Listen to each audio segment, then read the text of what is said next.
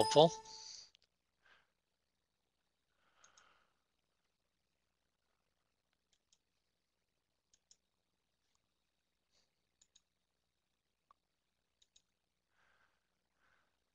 Okay, what I did is I've expanded the NYSE tick chart out. I haven't totally compressed it, but underneath the NYSE tick is just our basic F4 chart. And when you have a trend day going on, which today clearly meets the definition of a trend day, and Charlie's been calling it all day long, I don't think it should be any great surprise to anybody that's been watching this market today. But on the tick, Charlie made a point this morning, giving me some credit, that the T3 was consistently above the zero line, and that was buyers in control. But even in a trend day, there are those little pullbacks that give you an opportunity to enter if you're patient. And the problem that people often have is they'll jump in, and the moment that they jump in, not knowing exactly when they should enter, they end up jumping in invariably at a higher price, get caught by the little pullback, get stopped out, the market moves back in your direction, and you're sitting there kicking yourself. How could that possibly happen to me? Because today's a trend day and it should only be going up. Well, nothing goes straight up. So let me just show you on the NYSE tick. And again, I can scrunch this further, but I wanted to make it at least moderately seeable by somebody with reasonable screen resolution. Look what happens when the T3, when the tick moves just a little bit below the zero line. Okay, now both of these are 1 minute charts. The tick chart's a 1 minute chart. I'll move this down so you can see that F4 chart is a 1 minute chart. So there's an exact correlation on the tick with the 1 minute chart. And look what happens every time the tick goes below the zero line on a trend day.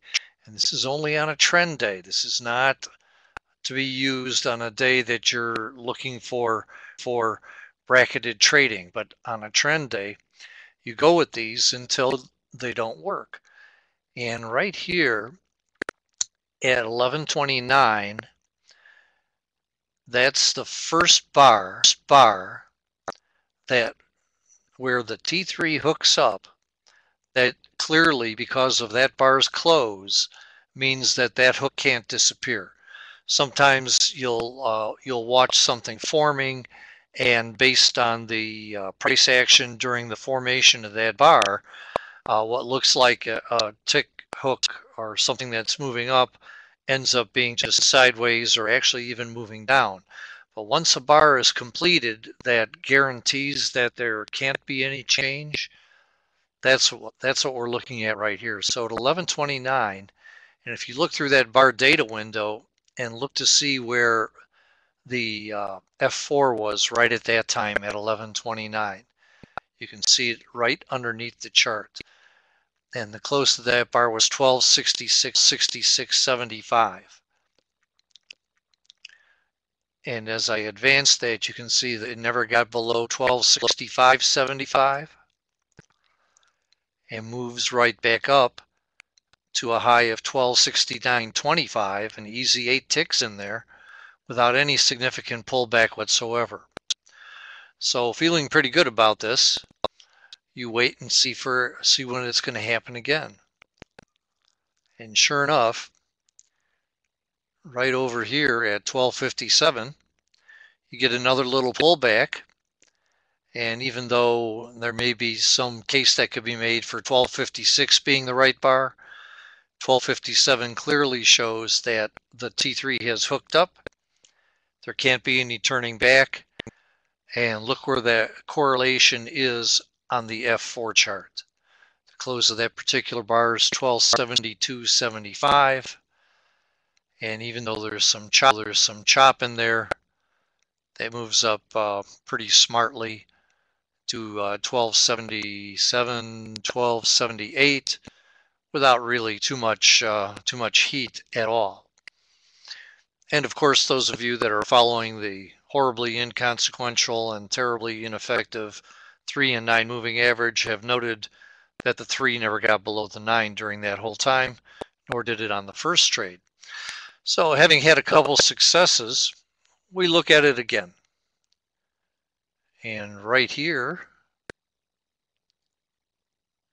and again, you can make a case possibly for 1326.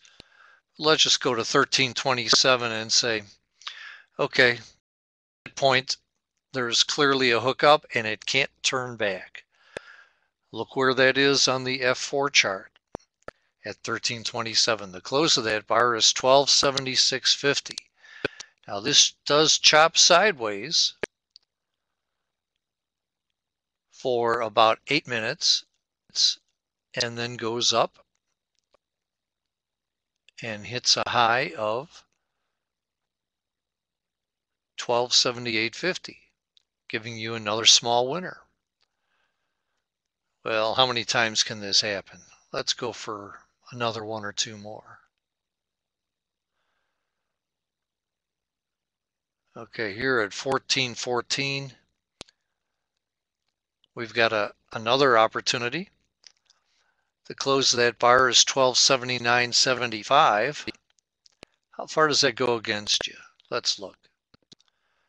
1278.25. So it goes 6 ticks against you. And from 1279.75 moves up smartly to 1282.25. Another 8-tick winner. Well, this can't work again, can it? Well, let's take a look. 1452. Clearly a hookup. I hope you're all getting this. This is pretty interesting. At least it is to me. 1452. What's the close of the bar? 1282. How far does that go down against you? Well, 1280.75. So it goes 5 ticks against you. And from that 1282 goes up to 1283.75. We do get a little comeback down at 1504, and then it goes back up to where we are right now to 1284.75.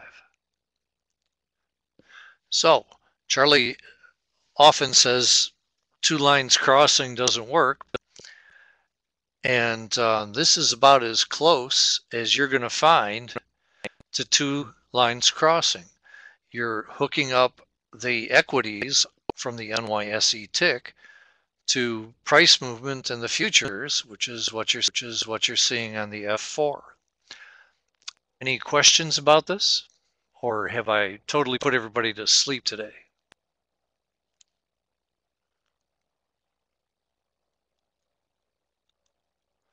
Okay, I put Charlie to sleep. I hope he wakes up in time. He's got 4 minutes before his next presentation. But this is something that you can find. First of all, it'll happen within a day because there's always trending moves within a day. But on a trend day like this, which happens once or twice a month, there's really an opportunity for you to, if you express, or just, shall I say not express, if you are patient, if you can hold off and wait for these little pullbacks and watch that NYSE tick, it gives you some pretty nice trading opportunities. The worst that you've looked at the whole day was 6 ticks, and this was trades that really could have made your day and maybe even made your week. That said, I'll go off mic because you got Charlie in 3 minutes for your end of day wrap up. But something to keep in mind on a trend day, they don't happen all the time, but when they do happen, This is a pattern that is a successful pattern.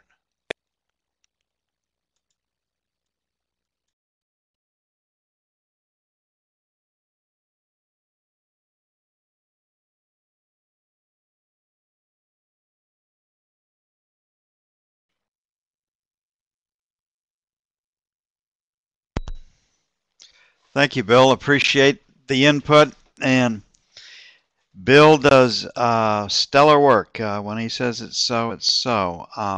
The interesting thing that this chart integrates in, and Bill points out a lot of times on the battle between these two charts, the New York cash and the futures.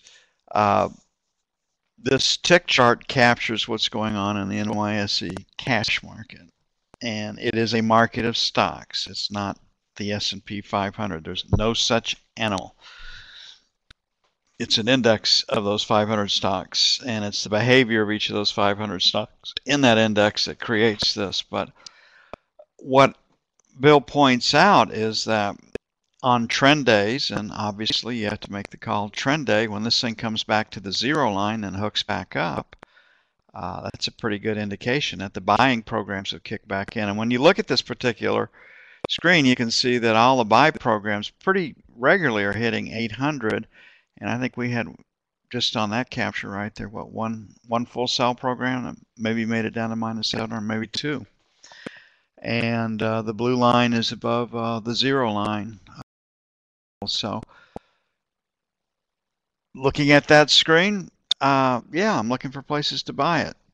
If you want objective, tangible proof that the buying is kicked back in, play the hooks off the tick line. Now, having said that, that's an extremely fast chart. And Bill takes the information from this chart and he executes on a 4-tick and an 8-tick range bar. So coming from this chart, he's a buyer, and when he gets his setups on the 4 and 8-tick range bar, he takes the trade, and it really works well. Trend days, probably on this contract, 5 to 10% of the time. On most contracts, 5% or less. So you're really looking on most contracts a couple of 3 days each month where this really sets up and takes off. But we saw this day coming. We had the levels to engage the market picked out, and we've been buying the dips. As long as this level holds, it can trade higher. The levels have held all the way up and had some great entries. So thank you, Bill. Appreciate the input. It's helpful.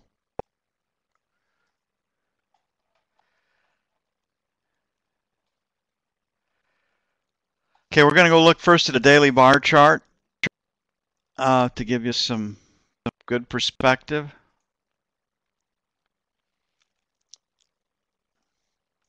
Then we'll look at our F1 screen is going to say higher, and we're going to go from. And it's interesting to look at the difference between a bar chart and our F1 screen right here. Now, looking at this chart, where's the market going? I mean, do we have any kind of certainty or idea about where this market might go? We're trading in the 83.50 area. We've been as high as 84.50. The low was what, 61 to 84.50, 22, 23 handles. That might be just about it. But when we look at this screen, what you have to do as a chartist to try to figure out where the market might go. Well, I've got this level right here, and we blew through that. I've got this area right here where the market started to sell. Maybe 1306, and then I've got this area up here, 1320, 1330.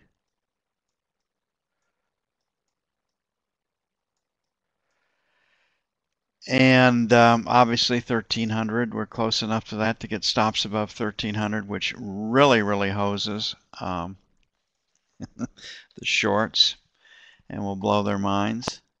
And then we've got this breakout right here at 1230.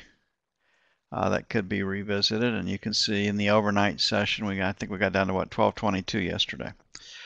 So this market is pointed higher. Don't know exactly where it's going. Look at how am I supposed to interpret this volume down here off the standard charts? Well, yeah, I had some big volume days. I have a lot of big volume days, and obviously I have to expand the range on that. And at the end of the day, we can say, yep, this move was confirmed by volume. But again, this way of looking at the market leaves a lot to be desired, in my not so humble opinion. Now, if you take this and look at our F1 screen, where's the market headed? Well, if you take out a low volume number, you know we're going to go to a high volume number. It's just the way that it works. So we've talked about these different price levels throughout the day and how they work. And so, I mean, right now, your eye is immediately drawn to the 1315 area.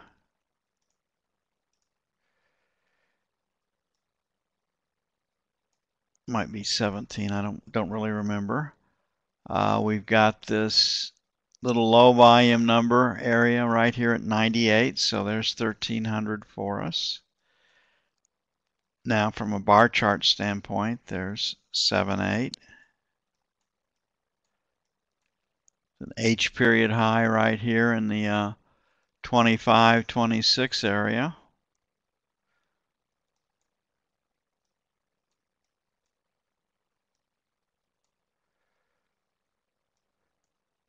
We got this high up here, what, 35. So if this rally is for real, and it's pretty hard to argue that it's not for real, something has happened. The sovereign debt problem has been solved. Or the U.S. economy is growing again.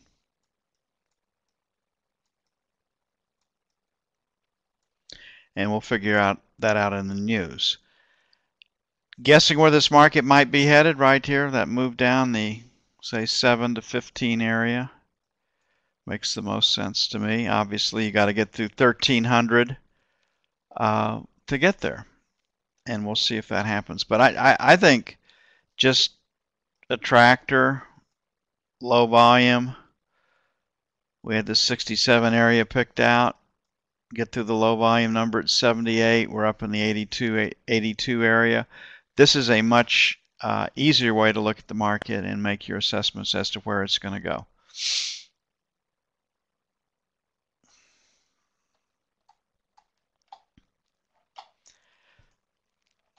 And when we look at the F2 screen, we further refine those calls and a little bit easier to see because the ranges aren't as compressed.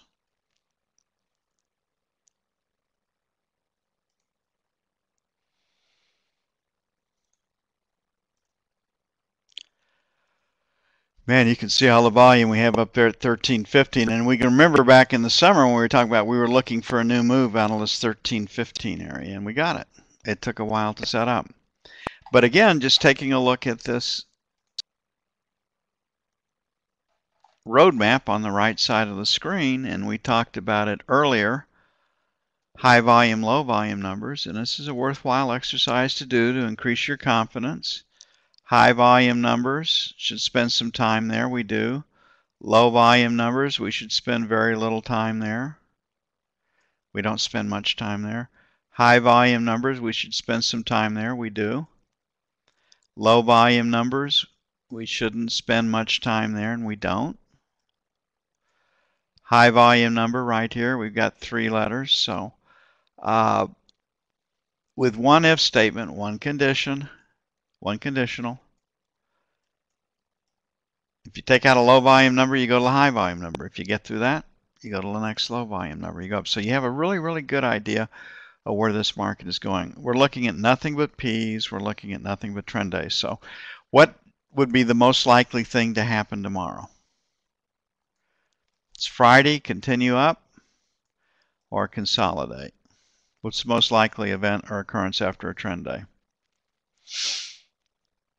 consolidation. So we'll look to buy weakness to see if we can extend today's range by a little bit. But for the most part, we'll be looking for consolidation, unless we have a new piece of news overnight. Now, what could the new? There's a lot of speculation about China, and China wants two things from Europe. They do not want them to bring China up on currency manipulation charges.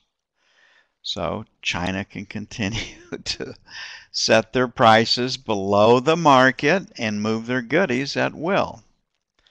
And that's one thing. And then they want assurances that they're not buying a pig in a poke, that the quality is there, and they're not just throwing money down the Greek, Portuguese, Irish, Spanish, or Italian. Also, they want ECB, Northern EU guarantees. So they'll lend money to the ECB or to Germany or other countries like that, but they won't make outright loans to the pig nations. And who is more protective in their tariffs and their currency regulations than the United States? The European Union. So to get Chinese help, if Europe capitulates on these two issues right here, the situation is more serious than they're letting on in the press. My guess is it's probably a little more serious. Now, why would they capitulate to China's demands? Hell, they don't have armies. They can't defend themselves. They're dependent on other people defending. What are they going to do? They'll fold with a big smile on their face, if you ask me. Now, Charlie.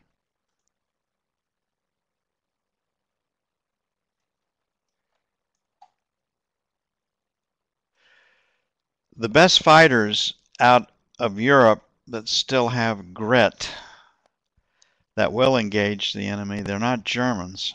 The Norwegians, the Danes, the Dutch, the French, under certain circumstances, will do that. All of the Eastern European nations get down in the dirt and get the job done. England, Canada, etc. So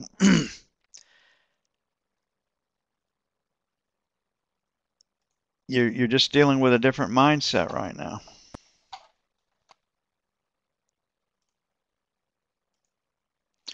And here's your F4 screen. Now, one of the things that it's just real easy to see and clue in. Okay, this was resistance, now it's support. If I come back and can't take out support when we break this stuff out,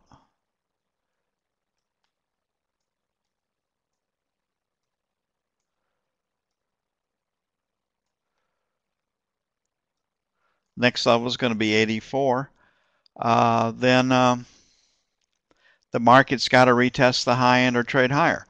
And as novice traders, well, how do I know that's true? Well, you don't know with 100% certainty, you know, but by golly, if support holds, and if I've got all this darn buying down here, and when I look at this chart, it's all blue, it might not go higher, but I would think if I checked each one of these things off, I've got a much more pervasive case for the market retesting the highs and are going higher than I have turning on a dime. Now, with this kind of buying right here, do you think these people are going to dump their positions instantaneously? Probably not. Now, is this new positions trading overnight? Is it short covering? We don't have to know. We just know that it is. So this whole, well, how do I know if you're right, Charlie? You can't know with 100% certainty. And yet, if you have to have 100% certainty on before you can take a trade, this is not your game. Well, I really want to be a trader. I understand that. You wouldn't be here if you didn't. But if you can't be a trader, I mean, is it really the end of the world? I mean, so you just have to really approach this realistically. If you can't be wrong, you really can't be a trader. That's another thing. You have to have 100% certainty before you put on a trade. You can't really be a trader. But your focus is on the wrong thing. Your focus is on being right. Your focus is on your ego saying higher or lower and then having it happen. If you're going to be a trader, your focus should be your bottom line. And to get that bottom line, you got to expose and risk some capital. And you can't be right 100% of the time. So that's where we are. Obviously, this market is headed lower. Lower high, lower low, volume low in the distribution, lots of momentum to the downside. So looking for places to sell it off of this. It is confirmed on our F2 screen.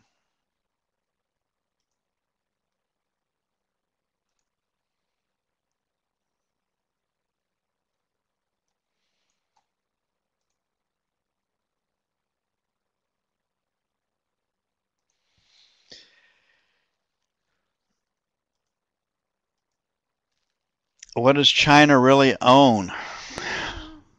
They own a bunch of paper, Mark, and the assurance is that they'll get repaid. And if they don't get repaid, what the hell are they going to do about it? They just won't lend you any money in the future. If China doesn't recycle those dollars to people that they export to with a very aggressive mercantilist policy, mean a rigged game, currency-wise, labor-wise, then do they have enough domestic consumption to absorb all of that? And as their population ages and dies off, that might be the case, but it's not the case now. So China's in a tough spot. China really probably has to lend some money and keep on lending money to the U.S. if they want to export. And I would say that to the EU too. Okay, here's your clean break. There's your clean break at 20 to 24. So your structural sell is 19 to 23. If we revisit the start of this meltdown, that's 28 to 29. So 20 to 29 is your structural sell. When you look at this, this market is pointed lower. We're looking for a place to sell. See if we can extend the range, but if the E-mini sells in a big way, or if we can't crack and take out the overnight session low tomorrow, we're going to look for consolidation right here, probably in the 2708 to 12 area. So let's see, where was the close? I didn't see what the close was. Close was at 2710. I think.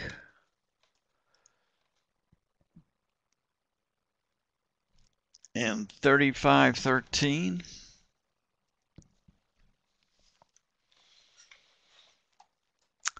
So right here's my close. Now I'm just going to draw lines across the chart. 12, 16, 20, 24, 28 in the buck. And then I'm going to go look for data points that might match up with that. So I've got a data point at M, a pivot high right there.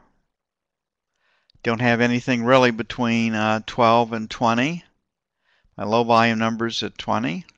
We got a lot of, at 12, we've got a lot of volatility. So this is definitely one. That's two.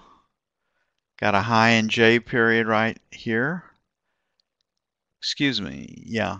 Well, the line at 16.2 is a question mark. This is definitely a data point, so that could be 2 or 3. I've got this A period low right here at 22. I've got this the value area low right here at 26. So maybe 24, splitting both of those would be 3. I've got the start of the auction down at 29. And so this would be 4. So, I mean, you could come in and you could say, well, I've got resistance at 12, 20, 22 to 26.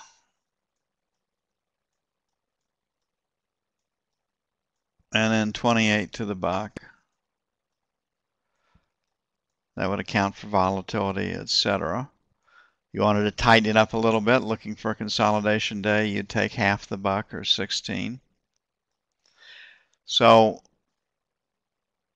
from a market standpoint, this double O is really important. The 16 is really important. It's a half of a double O. 24 is 3/4 of a double of the range. That's a pretty important number. So if you just came down and looked at this, you'd have 20 is a pretty clean break, and then 12 to 16. That would work. To the downside, we've got a low. We've got an M period low at 7.8. We've got a session low, looks like at 5.5. So 4 to 6.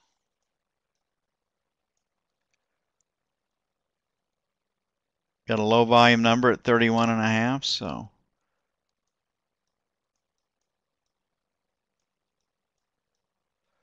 there's the buck. We gotta put that one in. Got very, very low volume down here at 24. You've got fall off there at 28. So you could have 24 to 28. And then the half buck to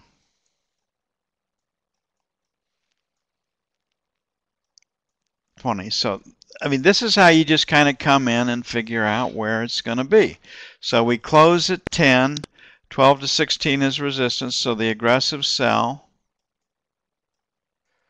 is 11 to 15.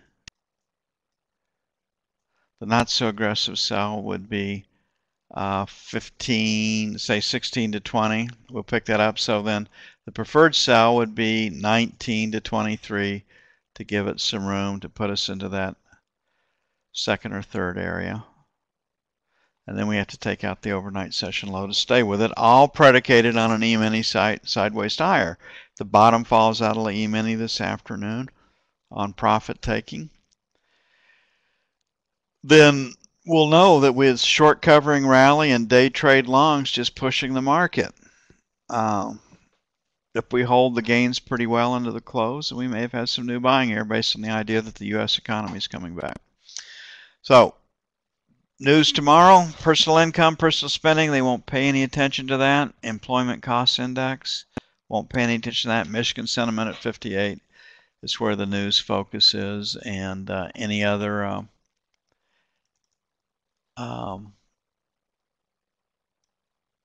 news that comes out of the EU. Any questions?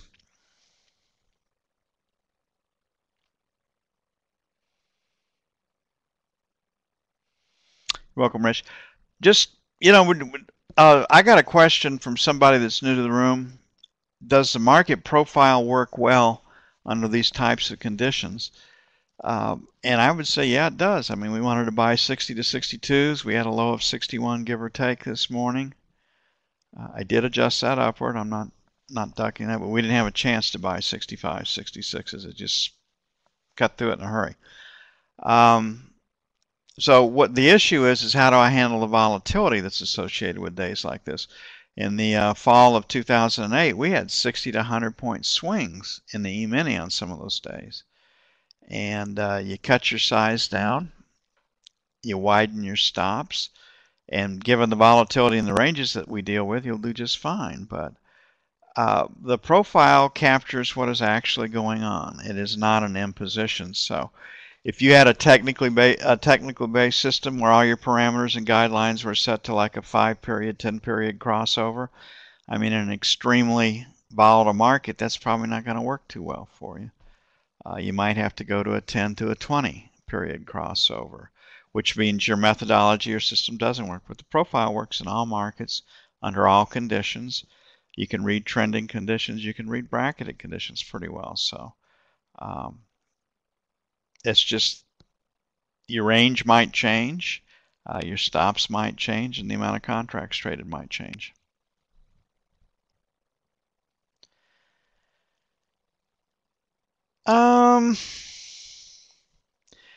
Frank, I think we're going to have some more bad news out of Europe before this is over. And I mean, if you look, I don't think the EU has solved its problems yet, but I mean, I don't know exactly what they're going to do either. Based on what they've announced, I don't think it's over out of the EU.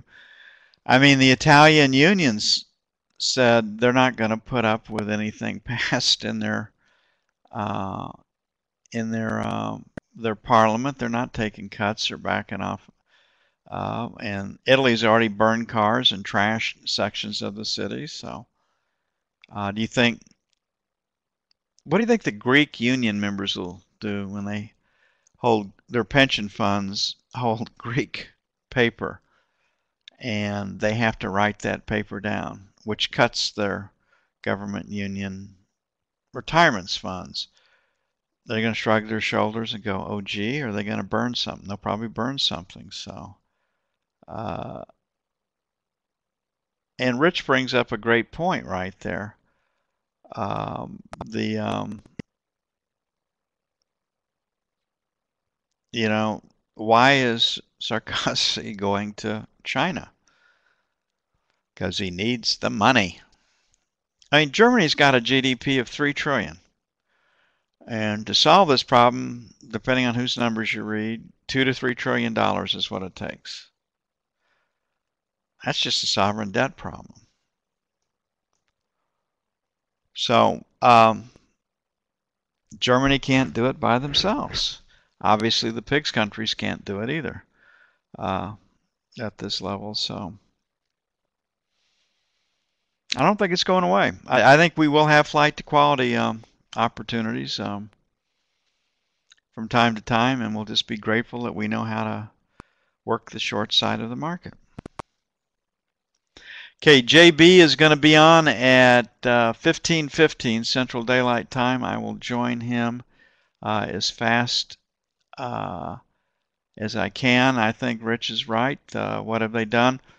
They've gotten really adept. If you keep postponing decisions and keep moving the meeting that makes those decisions down the road, the market is not in a rumor fact situation. They're in a rumor, rumor, rumor, rumor, and hope springs eternal. This thing might get fixed, and it takes growth to solve these problems. And where's the growth going to come from in the EU? Taxes are going up, at least in the PIGS nations. There will be an economic contraction. With taxes going up in Northern Europe, there has to be an economic slowdown there too. So we'll see. Y'all have a great evening. I'll see you later on this afternoon. Certainly no later than 0700 hours Central Daylight Time, mañana.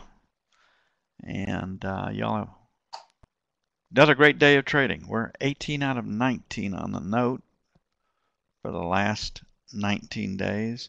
And we're 16 out of 18 on the E-mini for the last, we're what, 17 out of 19 on the E-mini for our first trade of the day and at our levels for the last 19 days. Pretty damn good. Later, folks.